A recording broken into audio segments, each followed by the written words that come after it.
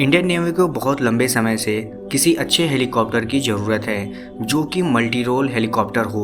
2020 में जब Donald Trump Bharat आए थे तो भारत और यूएस के बीच में इसी तरह के एक हेलीकॉप्टर को लेकर डील हुई थी जो थी MH-60R रोमियो हेलीकॉप्टर, जो कि एक मल्टी रोल हेलीकॉप्टर है जो हर तरह के वेदर, हर तरह के कंडीशन में नेवी के काम आ सकता है। यह डील जो थी वह 2.2 बिलियन की थी और ऐसा उम्मीद लगाया जा रहा था कि जो डील है यह 2025 तक कंप्लीट कर ली जाएगी। लेकिन अब एक न्यूज़ ऐसी भी आ रही है कि कहा जा रहा है कि इस डील की जो पहली बैच है वह इसी साल 2022 में यानी कि जुलाई महीने में भारत को मिल सकती है।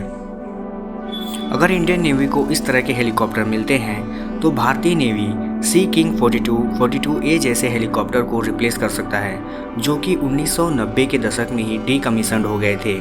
कहने का मतलब ये है कि इंडियन नेवी को लगभग 200 से भी ज़्यादा हेलीकॉप्टर की शॉर्टेज है जो कि अलग अलग कामों में यूज़ होने हैं, जो कि इंडियन वॉरशिप फ्रंट लाइन पे जो होते हैं उनकी सबसे बड़ी ज़रूरत सामने दिखाई दे रही है। तो ऐसे में इंडियन नेवी को अगर इस तरह के हेलीकॉप्टर मिलते हैं तो इंडो पैसिफिक रीजन में चीन से मुकाबला करने के लिए भारत के बहुत काम आ सकते हैं।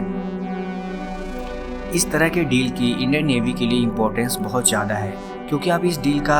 इम्पोर्टेंस इसी बात से लगा सकते हैं कि पिछले कुछ दशकों में इंडियन नेवी ने इस तरह की किसी भी डील को नहीं किया है और जो भी डील हुई हैं वो इससे छोटी रही हैं। यानी कि पिछले कुछ दशकों में ये सबसे बड़ी डील है और सबसे ज़्यादा इम्पॉर्टेंट भी है, क्योंकि MH-60R हेलीकॉप्टर जो है एक मल्टी रोल होने की वजह से ये हर तरह की ज़रूरतों को पूरा कर सकता है और हो सकता है कि इंडियन नेवी आने वाले समय में इस तरह के हेलीकॉप्टर को अपने जो इंडिजिनस एयरक्राफ्ट कैरियर हैं जो फ्रंट लाइन पर रहते हैं उनके ऊपर तैनात करे। हालांकि इंडियन नेवी की ज़रूरतें इतने से ही पूरी नहीं होती हैं, इसीलिए भारतीय नेवी चाहती है कि जब तक MH-60R रोमियो हेलीकॉप्टर भारत को मिलते हैं उसी समय में 6 कामों के A-31 हेलीकॉप्टर को भी ले लिया जाए जो कि रसिया से भारत को लेने हैं, क्योंकि यह एक अर्ली वार्निंग सिस्टम के रूप में काम करता है। यानी कि एक अर्ली वार्निंग हेलीकॉप्टर जो कि भारत के लिए मॉनिटरिंग और अर्ली वार्निंग सिस्टम के रूप में काम कर सकता है, जो कि आने वाले समय में भारत को इंडो पैसिफिक रीजन में चीन से मुकाबला करते समय और अरेबियन सी में पाकिस्तान से मुकाबला करते समय काफ़ी मदद करेंगे। ये नेवी की पावर को काफ़ी हद तक एनहेंस कर सकते हैं और इनका जो शुरुआत है और प्रोसेस है वो लगभग शुरू हो चुका है।